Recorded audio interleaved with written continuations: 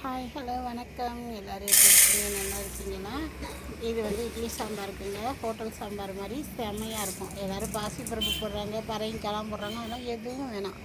துவரம் பருப்பு அதோடு நம்ம வெள்ளைப்பூடு, வெங்காயம், தக்காளி, பச்சை மிளகா போட்டு நல்லா வேக வச்சுருங்க. மஞ்சத்தூள் போட்டு அதோட காய்கறியும் சேர்த்து போட்டுறணும். உங்களுக்கு என்ன காய்கறி போடுறீங்களோ எல்லா காய்கறியும் சேர்த்து அதிலே போட்டு இப்போ நார்மலாக 3 விசில் நான் வைக்கிறேன்னா இது ஒரு 5 விசில் வச்சிடலாங்க. வச்சு நல்லா பருப்பு நல்லா கொலைய வெந்துடணும். வெந்ததுக்கப்புறம் நம்ம ஆவி போனோன்னு எடுத்து தாளிச்சிக்கலாங்க. செம சூப்பராகும். நான் பெருங்காயத்தூள் அந்த சாம்பார் கொதிக்கையில் தான் போடுவேன். அதுக்கப்புறம் தான் தாளிப்பேன். வச்சு பார்த்துட்டு எப்படி இருக்குதுன்னு சொல்லுங்கள். சூப்பராக இருக்கும்.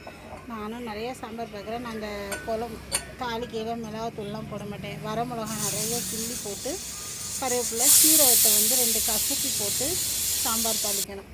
அப்போ இந்த சாம்பாரோட டேஸ்ட்டு செம்மையாக இருக்கும். பொங்கலுக்கும் நல்லாயிருக்கும், இட்லி தோசைக்கும் நல்லாயிருக்கும். எப்படி இருக்குன்னு சாப்பிட்டு பார்த்துட்டு சொல்லுங்கள். இந்த சாம்பாருக்கு நான் புளியும் ஊற்ற மாட்டேங்க. சூப்பராக இருக்கும். நிறைய வரமிளகாய் தான் போடுவேன் நான். அந்த காரத்துக்கு அந்த சாம்பாருக்கும் அது நல்லா டேஸ்ட்டாக இருக்கும். இந்த மாதிரி சாம்பார் கொதிக்கையிலே பெருங்காயம் போடணும்.